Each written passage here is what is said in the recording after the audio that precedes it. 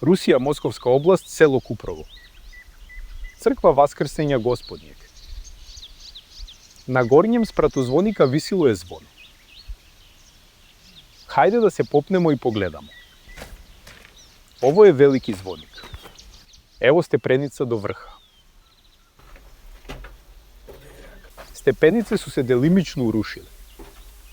Očigledno je da je stepenište napravljeno prilikom izgradnje zvonika. Pogledajte kako se postavljaju cigle. Opeke okruglog oblika su napravljene u centru stepeništa. Ovo je cigla, pogledaj čip. Veličanstveno stepenište. Zauzima vrlo malo prostora. Došli smo do drugog sprata zvonika. Da biste zazvonili, potrebno je da se podignete još više. Ali nema stepenica. Nema ostataka zidanog stepeništa. Zvono je visilo visoko. Na ovim drvenim gredama. Ali kako doći tamo? Stepenište se završava na ovom nivou. Da, evo tragova postavljanja drvenog stepeništa. Ovde su izvaljene cigle iz nosača zvonika. I ovde su nokautirali. Za osiguranje drvenih greda. Kakva okrutnost prema ciglama. Hajde da pogledamo izbliza.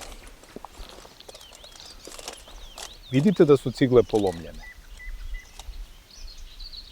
Malter ostaje na horizontalnoj površini cigle.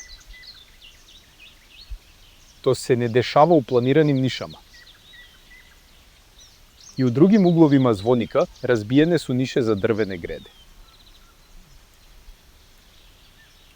Ovako su napravili stepenice nakon izgradnje zvonika.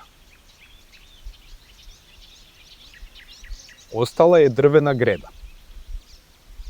Ubacuje se u slomljenu rupu na suprotnom zidu. Ovde su bile dve grede. Na grede su bile postavljene daske. Ali ove rupe i grede su napravljene mnogo kasnije od izgradnje zvonika. Arhitekta je mogao da podigne stepenište od cigle nekoliko metara više. Do tog nivoa. Ali stepenište od cigle je napravljeno samo do drugog nivoa zvonika. Jer ranije nije bilo potrebe da se penjete visoko i zvonite. Bilo je dovoljno da se popne samo na drugi nivo. Pitam se šta je ovde bilo ranije. Pre nego što su crkvenjaci okačili zvono.